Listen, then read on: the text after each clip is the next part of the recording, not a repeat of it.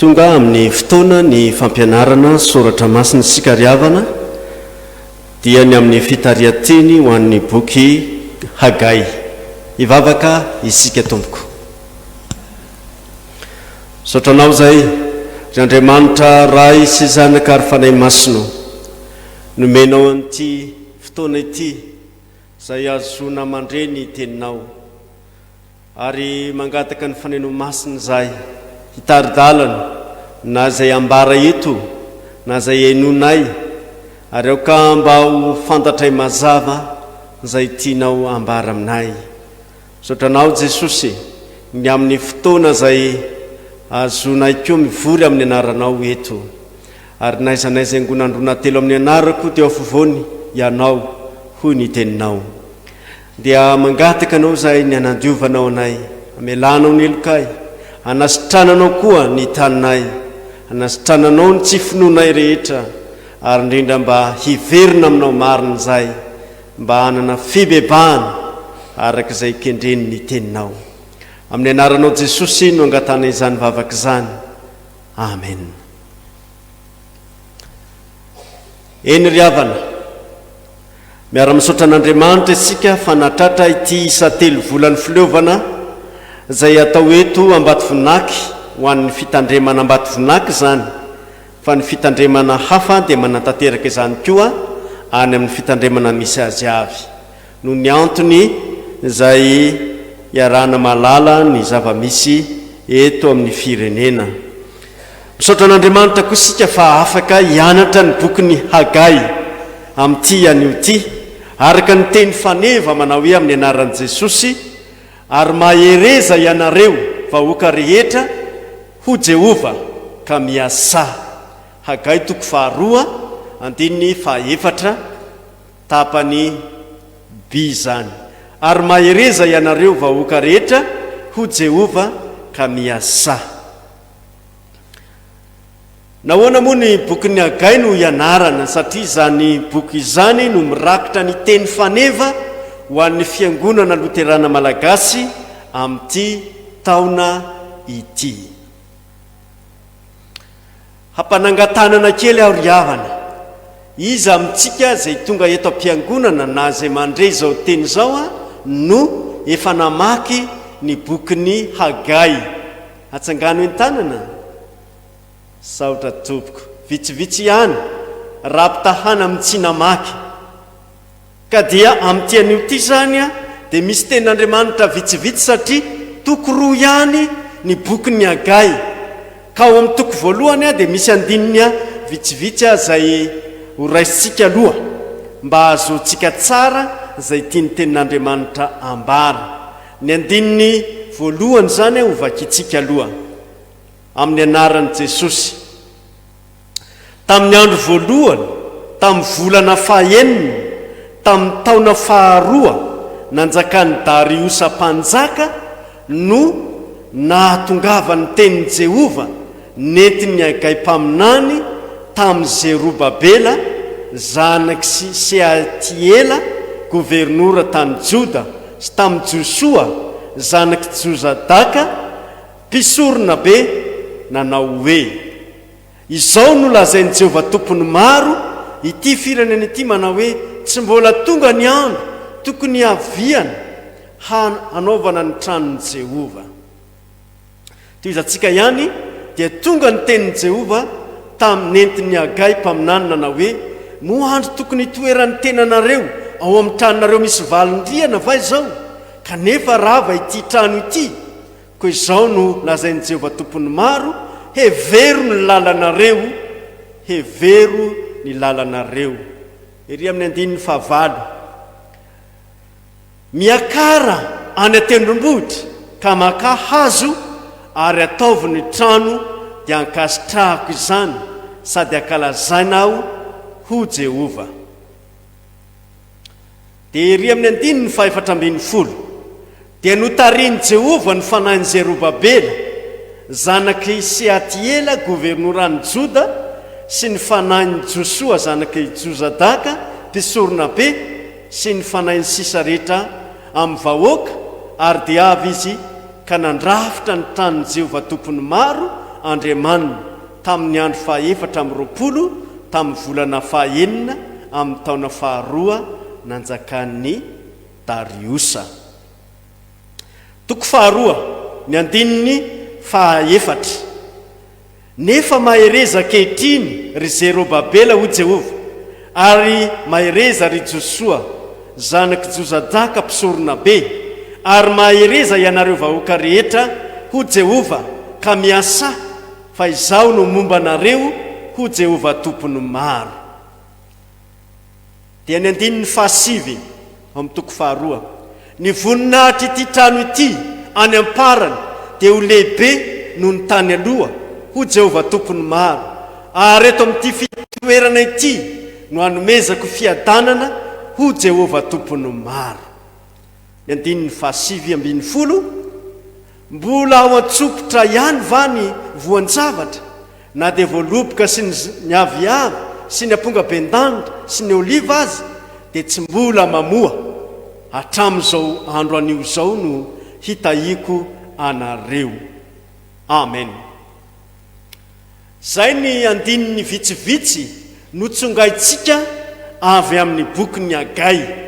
Ireo tenyreo dia tahaka ny hoe efa mahazatra antsika ihany na ny tao amin'ny andininy voalohany, ohatra hoe ny andininy fahavalony hoe miakara ny atendrombohitra ka maka hazo, rehefa anentana ny olona hanao adidy na hanao fiangonana, dia zany no teny izay anentanana. Tahaka izany koa ny andininy fahasivy ao amin'ny toko faharoa hoe ny voninahitra ity trano ity any amparany dia ho lehibe noho ny tany aloha ho Jehova tompony maro, ary eto amin'ity toerana ity na fitoerana ity no hanomezako fiadanana ho Jehova tompony maro. Izany dia teny izay efa rentsika ihany izany. Ny fampidirana ho amin'izao fitarian-tenin'ny bokin'ny Hagai zao dia tahaka an'izao ry havana. Ny anarana hoe Hagai dia midika hoe firavoravoana. Ho antsika ankizy izay tonga eto, inona hoe ny dikany hoe Hagai? Firavoravoana. Inona hoe rakizy? Ny boky ny anarana hoe Hagai dia hoe firavoravoana. Ny mpaminany Hagai sy Zakaria dia samy voalaza ao amin'ny bokin'ny Ezra, ny toko fahadimy andininy voalohany ary ny toko fahaenina ny andininy fahaefatra ambin'ny folo.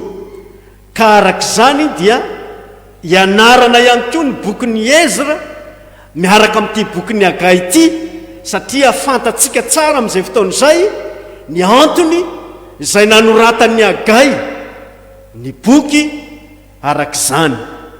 Samy mampirisika ny fananganana indray ny tempoly, dia ny tempoly faharoa atao Jerosalema, izany mpaminany Hagai sy ny mpaminany Zakaria izany, ireo ny mpaminany niara-ny asa ireo, ary izany moa dia mbola hitantsika eo ambany amin'ny fampianarana izay ataontsika. Tamin'ny vanim-potoanan'ny patriarka, ina moa ny patriarka fa ireo ray ny firenena Israely, Abrahama, izany manaraka Isaka, ary izany manaraka Jakoba, ary misy koa miantso hoe Josefa koa dia ao anatin'ny patriarka. Arak'izany dia tamin'ny vanim-potoanan'ny patriarka dia tsy mbola nisy ny tempoly, dia ireo toerana izay nanaovana fanatitra no lasa toerana nisehoan'Andriamanitra ary nandraisana hafatra avy amin'Andriamanitra. Nanana ny fahamasinany manokana ireny toerana ireny, tahaka an'izay natsapany Jakoba tao Betela. Zao no voalaza ny tenin'Andriamanitra ao amin'ny Genesis toko fahavalo amby roapolo andininy fahaenina ambin'ny folo sy ny fahafito ambin'ny folo. Ato amin'ity fitoerana ity tokoa Jehova, fa izao no tsy nahalala, dia raiky tahotra izy ka nanao hoe endre mahatahotra ity fitoerana ity, tsy hafa ity fa tranon'Andriamanitra sy vavahadin'ny lanitra. Tsy hafa ity fa tranon'Andriamanitra sy vavahadin'ny lanitra. ny anaran'ny toerana io dia natsony Jakoba hoe Betela. Ny hoe Betela dia teny roa mitambatra ny hoe Bet sy ny hoe El, ka ny Bet dia midika hoe fonenana na trano, fa ny El kosa dia midika hoe Andriamanitra, ka rehefa atambatra ny hoe Betela dia fonenan'Andriamanitra na tranon'Andriamanitra. Arak'izany ry havana, ny atao hoe tempoly dia lapany toeran'Andriamanitra tetỳ an-tany izany. Lapany toeran'Andriamanitra tetỳ an-tany. Raha misy izany ny tempoly na koa hoe toerana izay niaonana tamin'Andriamanitra dia zao tonga lapa ny toeran'Andriamanitra izany. Ka raha ilazana hoe isika no tempolin'Andriamanitra dia midika izany hoe lasa lapan'Andriamanitra zany ny tenantsika. Lasa lapan'Andriamanitra ny tenantsika. Misy karazana tempoly anankitelo hitantsika ao amin'ny Baiboly ary ao amin'ny tantara zany. Ny tempoly voalohany dia tempolin'ny Solomona. Iza hoe ny tempoly voalohany tompoko? Tempolin'ny Solomona. Davida mpanjaka dia nanana etaeta hanorina n'io tempoly io ao Jerosalema. Tsy neken'Andriamanitra nefa izany etaetany izany. Ahoana ny etaetany? Zao ny teniny amin'ny anaran'i Jesosy: akory izato izay mitoetra amin'ny trano sedera, nefa ny fiarany faneken'i Jehova mitoetra ao amin'ny trano lay. Dia izany nahatonga azy hoe dia hanorina trano ho an'i Jehova aho, hanorina tempoly ho an'i Jehova aho. Izany teny izany dia hitantsika ao amin'ny Samuela faharoa toko 7 sy ny tantara voalohany toko 7. Tantara voalohany toko 7 sy ny Samuela faharoa toko 7. Zany hoe tonga saina zany Davida manao hoe za mipetraka amin'ny trano tsara tare, nefa ny fiarany fanekena, ilay fiara misy ny didy 10, nahoana no mipetraka amin'ny trano lay, zany hoe zavatra tsotsotra ihany. Dia zay no nahatonga azy hoe handeha hanamboatra trano an'i Jehova. Ny mpaminany tamin'izay fotoana izay dia natana mpaminany dia napirisika azy hoe mety zany ry mpanjaka. Kanefa rehefa niteny Jehova hoe tsy azony Davida atao izany tempoly izany, araka ny tenin'Andriamanitra moa dia hoe maloto be loatra ny raha izay nalatsaky ny tanin'i Davida. Ka dia Solomona no notendren'Andriamanitra hanao izany tempoly izany. Raha ity tempoly ny Solomona ity dia tsara indrindra ary namirapiratra tamin'izany vanim-potoana izany. Volamena tsy tahisa no narafitra ho ao anatin'izany tempoly ny Solomona izany. Ny fomba nanaovana izany tempoly izany dia kanto dia kanto tokoa, ary maro ny mpanjaka izay naniry ahita izany ny lapan'ny Solomona sy io tempoly izay nataony io. Isan'izany mpanjaka vavin'ny Seba, nandeha an-tany lavitra atongotra mihitsy izy ho any amin'ny Solomona, sady andreny fahendreny no hijery ihany koa ny lapa, hijery ihany koa ny tempoly tao Jerosalema izany. Tena tsara dia tsara izany. Ka ity tempoly Solomona ity dia antsoina hoe tempoly voalohany, tempoly voalohany. Fa nodoran'ny Nebokadnezara tamin'ny taona 7,700 na ny 4,700 talohan'i Jesosy Kristy ity tempoly ity. Ary io dia isan'ny nampalahelo an'ireo mpaminany na ireo izay nahita ny mpanjaka raha teo. Isan'izany Jeremia mpaminany dia nalahelo tamin'izany faharavan'ny tempoly izany. Ary io no nampisan'ilay boky antsoina hoe fitomaniana, na fitomanian'i Jeremia, nahita ny Babo lasa nakany Babilôna sy naravan'ny tempoly zany nampalahelo indrindra andreo zay nahita tamin'izay fotoana izay. Rehefa rava zany ny tempoly voalohany iny dia ny tempoly faharoa indray no resantsika. Tempoly ny Zerobabela, zay indray ny anarany ity tempoly ity, tempoly ny Zerobabela.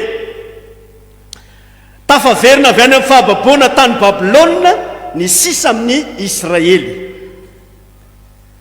Ary rehefa manao vavaka isika eo amin'ny alitara dia mangataka hoe mba hampivereno zay efa niala ary ampidiro amin'ny fiangonanao zay sisa amin'ny zanak'Israely. Io zany dia mahatanteraka zay voalaza ny ten'Andriamanitra eto fa misy sisa afaka, zany hoe misy olona zay tsy maintsy hody any Jerosalema zany, ka dia misy sisa afaka zany dia ireo zany ireo olona zay notarian'ny Zerobabela ireo zany lay anorina ny tempoly indray. Tsy asa mora no manao zany, fa ao koa ny misakana ny androsoany asa nataon'ireo fahavalo ny jiosy, ireo firenena hafa zany nanodidina ny firenena jiosy izany. Ary ireo olona vitsy, ireo olona tavela tao Jerosalema dia somary nalaindaina tamin'ny fanaovana izany asa izany. Narotsaka ny vato fototra izany tempoly izany, ary rehefa voarotsaka ny fototra dia nijanona 12 taona ny asa. Ohatra ny fanorenam-piangonana ty amintsika ihany zany, atao fototra dia mijanona eo ilay fototra, misy azaravatra amin'ny fototra. Fa eto zany ny antony dia inona no nahatonga an'izany?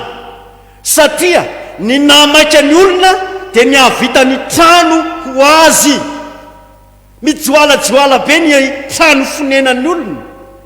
Ny zavatra mamperitreritra ry havana dia izao: Davida rehefa niteny tamin'i Jehova hoe ny tranoko tsara dia tsara, fa ny vata fiara misy ny fanekena mipetraka amin'ny trano tsy zarizary.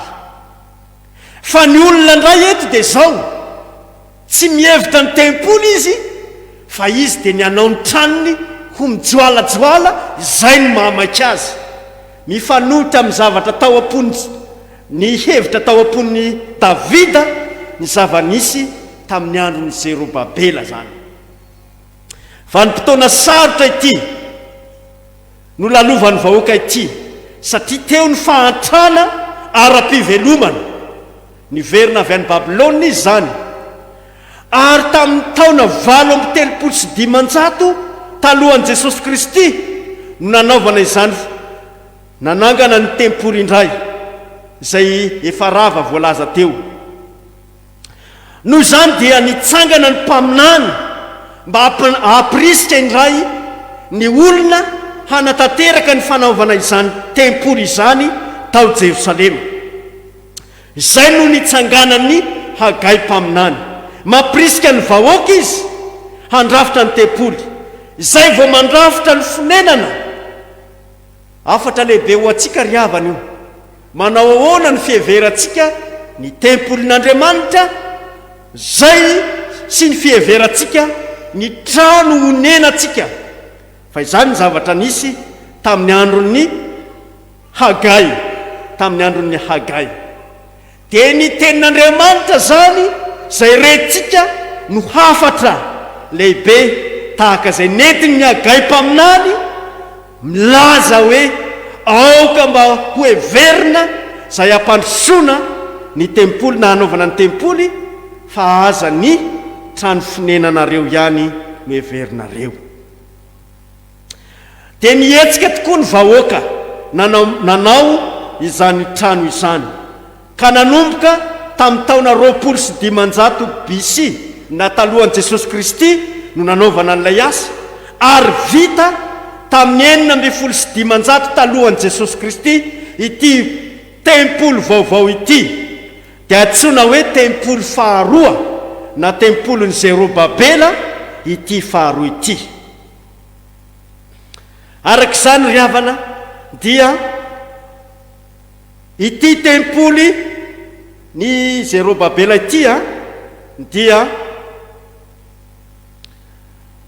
mbola hodirantsika indray mandeha satria ao anatin'ny boky ny Agay no resaka eto, zany hoe fa tafaverina avy any amin'ny fahababoana ny zanak'Israely. Raha miresaka ny tempolin'ny Solomona isika dia taiza ho aiza le vanim-potoana tamin'ny andron'ny Solomona zany. Fa raha miresaka ny tempolin'ny Zerobabela isika dia efa taty amin'ny fotoana zay niverenana avy any amin'ny fahababoana avy any Babilôna izany. Dia iresaka indray ny tempoly fahatelo isika dia ny tempolin'ny Heroda, tempolin'ny Heroda tamin'ny taona 20 ka hatramin'ny 70 BC dia nambaran'ny Heroda mpanjaka fa hanavao io tempolin'ny Zerobabela io izy. Araka ny hitantsika ao amin'ny Jaona toko 2:20 dia hoy ny Jiosy, 70 taona izay no nanaovana ity tempoly ity. Io le tempolin'ny Heroda io, ka ianao ve ahatsangana azy amin'ny atelona? Araka izany dia 70 taona no lanina nanganana ny tempoly, ka dia tokony tamin'ny taona 920 ka hatramin'ny 720 AD na taty aorianan'i Jesosy Kristy no niseho ny tantara eo amin'izay voalaza teo. Na mirapiratra ihany koa ity tempoly ity. Le tempolin'ny Zerobabela dia tempoly tsotsotra, tempoly izay ratsy kokoa rapitahana ny tempolin'ny Solomona. Ary ny tempolin'ny Heroda dia namirapiratra rapitahana amin'ny tempolin'ny Zerobabela. Arak'izany dia ny antony nampamirapiratan'ny Heroda mpanjaka n'ity tempoly ity dia mba ho voninahiny ary mba ilazany hoe miray fo amin'ny Jiosy izy, fa izy moa dia olona jentilisa. Ity tempoly ity, tempolin'ny Heroda no noravan'ny Romanina tamin'ny taona 70. Zay zany izy Ny tempolin'ny Solomona no rava Nebokadnezara no nandrava azy. Ary ny tempolin'ny Zerobabela zany dia noravana rehefa hoe anorina ny tempolin'ny Heroda izy arak'izany. Ary ny tempolin'ny Heroda dia noravan'ny Romanina tamin'ny taona 70 izany. Ary tsy tafatsangana mandrak'ity ny androany io tempoly io, fa ny rindrin'ny fitomanina no sisa ao araka ny voalazan'ny mpanao tantara, ary mbola io mandrak'androany. Ny votoatin'ny boky ary no resantsika izao. Nataon'ny Zerobabela governoran'ny Joda sy Joshua mpisorona be, natao azy ny hafatra, nefa natao ho an'ny vahoaka ihany koa izany. Dia izao no hafatra ny Agay-paminany. Aoka ho ivo ny fiainanao ary amantarana, marika amantarana ny fanekena ny fitodianao ao amin'ny tempoly. Aoka ho ivo ny fiainanao ny tempoly ary marika amantarana fa mitoetra amin'ny fanekena ianao raha mitodika ao amin'ny tempoly.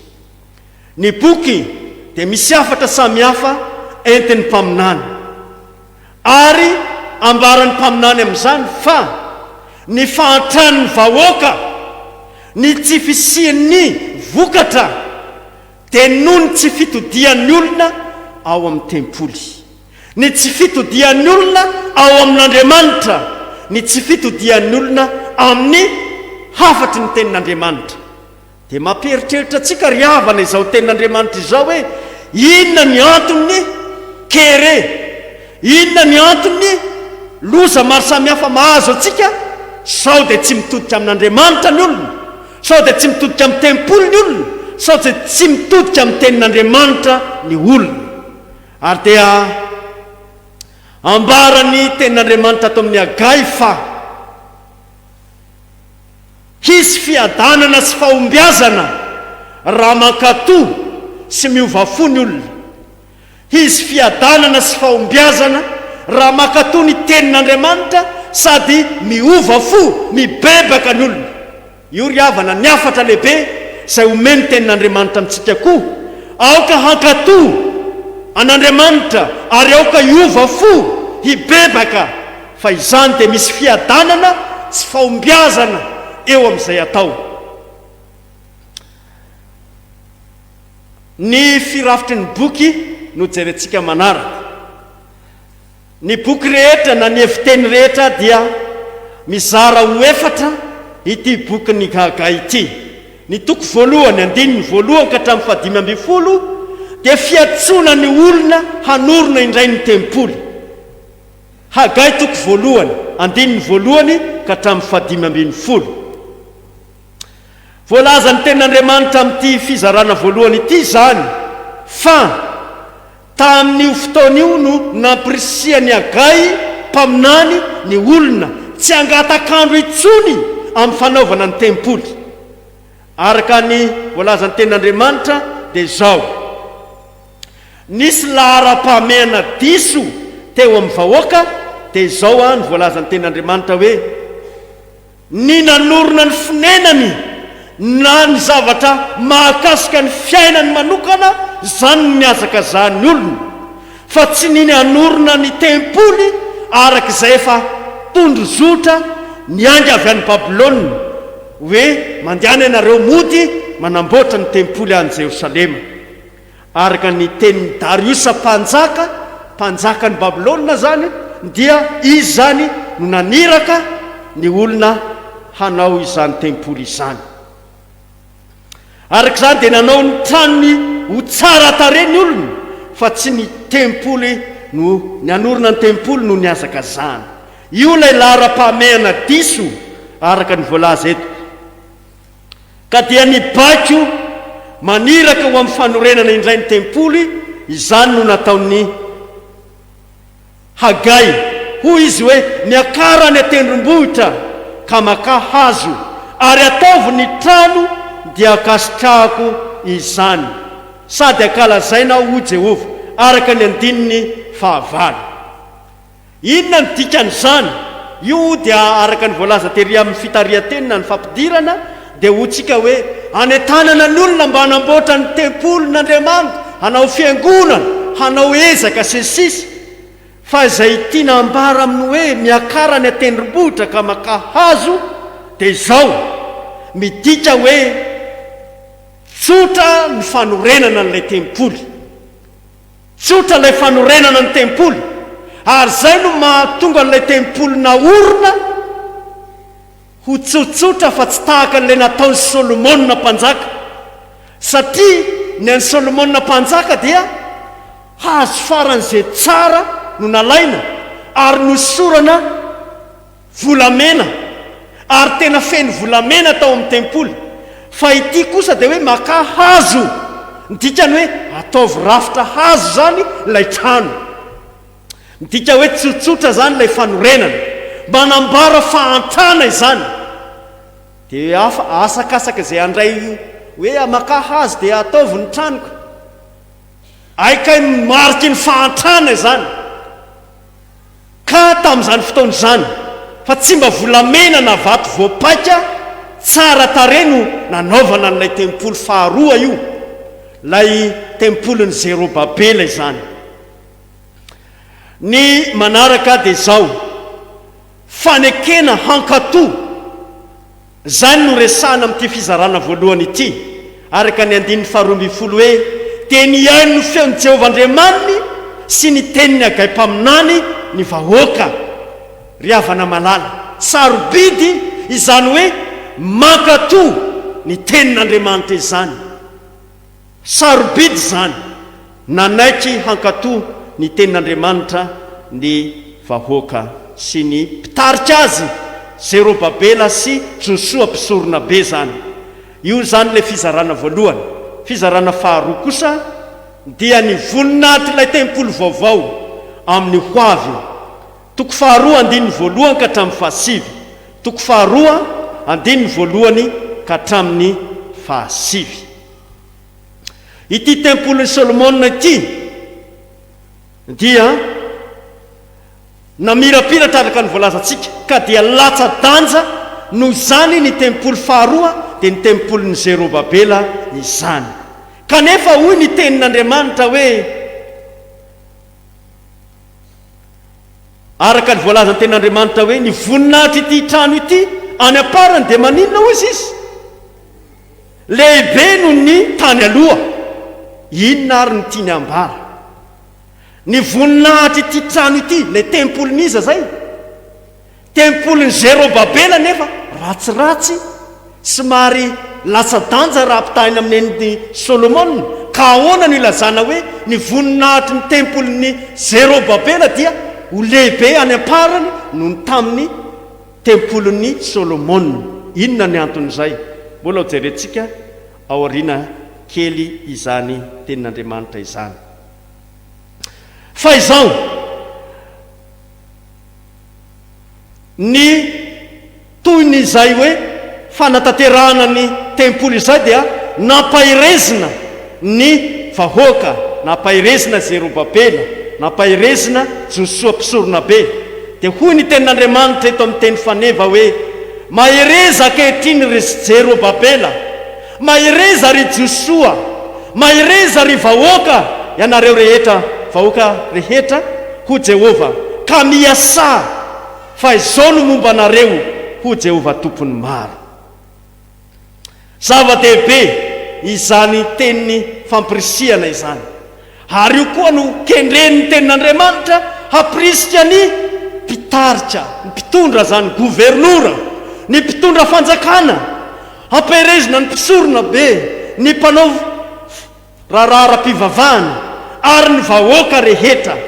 Ry havana malala, tena mila fampahirezana avy amin'ny tenin'Andriamanitra ny mpitondra fivavahana, ny vahoaka na kristianina na ny vahoaka iray manontolo izany. Mila ny fampahirezana avy amin'ny tenin'Andriamanitra. Dia hoazavaina amin'izay ary ilay hoe ny voninahitra ilay tempoly vaovao, araka ny voalaza hoe ny voninahitra ity trano ity any amparany dia ho lehibe no ny tany aloha ho Jehova tompony maro. Ary eto amin'ity fitoerana ity no hanomezako fiadanana ho Jehova tompony maro. Ahoana ny mahatanteraka izany hoe manamboninahitra kokoa ilay tempoly vaovao faharoa no ilay tempoly taloha dia ny tempoly Solomona izany. Satria mbola nijoro io tempoly faharoa io tamin'ny andron'i Jesosy. Mbola nijoro io tempoly faharoa io tamin'ny andron'i Jesosy, ary Jesosy tenany dia nakao amin'ny tempoly. Io no mahalehibe ilay tempolin'ny Zerobabela. Ny tempolin'ny Solomona zany dia tsy tratran'i Jesosy, fa ny tempolin'ny Zerobabela kosa dia mbola tratran'i Jesosy, ary io no mahalehibe ilay tempoly faharoa. Zay no mahalehibe azy, satria ilay nanao ny tenany ho tempoly no niditra ao amin'izany tempoly izany. Jesosy mantsy ilay nanao ny tenany hoe izao no tempoly, ho ravana ao anatin'ny atelona ka hatsangana ao anatin'ny rehefa afaka izany. Zany hoe ny fahafatesan'i Jesosy sy ny fitsanganany indray no tiany ambara amin'izany. Dia eo amin'ity fitoerana ity hoy ny tenin'Andriamanitra no hanomezana fiadanana, satria ilay Jesosy no mitsangana ao amin'izany tempoly izany ka manome ny fiadanana, satria izy no tompony fiadanana. Ary ny raha ny latsaka teo amin'ny azy fijaliana no fototra izany fiadanana izany. Izany indrindra no voalazany ato amin'ny hazo fijaliana eo amin'ny altarantsika eto hoe ka dia ny rahany teo amin'ny azo fijaliana no nanaovany fampihavanana. Kolosianina 1:2 ka ilay fampihavanana zany amin'izay fotoan'izay no fiadanana atolotra, fihavanana amin'Andriamanitra rahateo. Izany no voninahitra ilay tempoly faharoa naorin'ny Zerobabela araka ny voalaza teo. Na dia ratsiratsy azy, na dia tsotsotra azy, fa feno voninahitra, satria ilay tompony tempoly, ilay tempoly tsy natao tanana no tonga mijoro eo amin'izany tempoly izany. Ny fizarana fahatelo a dia ny fitahiana ho an'ny olona no ny fahavitan'ny tempoly vaovao. Misy fitahiana tokoa ho an'ny olona no ny fahavitany ity tempoly vaovao ity. Dia hoy ny tenin'Andriamanitra hoe maherezy sady nolazainy fa raha tsy mbola vita ny tempoly dia tsy azo aterina ny fanatitra ary tsy misy fitahiana avy amin'Andriamanitra. Fa raha vita kosa izany tempoly izany ka mahazo manatitra fanatitra ny olona dia isy fitahiana tokoa homen'Andriamanitra ho an'ny olona ao anatin'izany. Arak'izany dia hoy ny tenin'Andriamanitra, hatramin'izao andro anio zao no hitahiko anareo, hoy ny 2:7, hatramin'izao andro anio zao no hitahiko anareo. Zany hoe efa vita ny tempoly manatitra fanatitra ny olona, ka hoy Jehovah Andriamanitra hoe hatramin'izao andro anio zao no hitahiko anareo. Zany hoe fa lasa ny zavatra taloha, fa hatreo amin'ny fotoana izay hataterahan'ny fanaovana ny tempoly no hitahian'Andriamanitra indray ny olona. Ary ny fizarana faefatra farany dia ny fanjakan'ny Mesia, ny toko faharoa 9:20 ka hatramin'ny 7:20. Ny fanjakan'ny Mesia tsy iza izany Mesia izany fa Zerobabela gouvernoura no lazainy eto. Izy dia taranaky Davida izy. Ny taranaky Davida moa dia ilazana koa an' Jesosy lay Mesia hitondra famonjena ho an'izao tontolo izao. Arak'izany ry havana dia voafidin'Andriamanitra, voafidin'i Jehova ity Mesia ity, ary ataony tombo-kase maritra fa ny fahefan'Andriamanitra no ao aminy. Ny fahefan'Andriamanitra no ao amin'izany Mesia izany. Izany indrindra no tao amin'i Jesosy. Ka dia tsy azo ampiororoina ny fanjakana izay hoentiny izany Mesia izany. Na dia misy fampiororoana aza manodidina dia tsisy hanatahotra ny Mesia Zerobabely izany. Fa rehefa naorin'i Jesosy kosa ny fanjakan'Andriamanitra, vita tombo-kase an'Andriamanitra izany fanorenan'ny fanjakana izany tamin'ny tsatohan'ny hazo fijaliana teto amin'izao tontolo izao, dia amin'izany indrindra no resy ny fahavalo rehetra, ny fahavalon'ny fanjakan'Andriamanitra rehetra, dia ny devoly, fahafatesana, ny fahotana dia samy resy avokoa izany. Fehiny ry havana, no resy ny gouvernoura sy ny mpisorona be ary ny olona tsara ny teniny nataony mpaminany. Lesona lehibe ho antsika koa izany. Raiso ny tenin'Andriamanitra izay toriana amintsika ry havana. Ka dia izany nahatonga azy ireo nanatanteraka ny asa fanorenana ny tempoly, ary zava-dehibe ho an'i Israely ny fahavitan'ny tempoly sy ny fisian'ny tempoly, fa avy amin'izany no ahitany ny fitahian'Andriamanitra sy ahazoan'ny firenena rehetra mandroso ao amin'Andriamanitra. Ary ny isam-pianakaviana, ny isam-batan'olona dia nahazo fitahiana noho ny fisian'ny tenin'Andriamanitra, noho ny fisian'ny tempolin'Andriamanitra.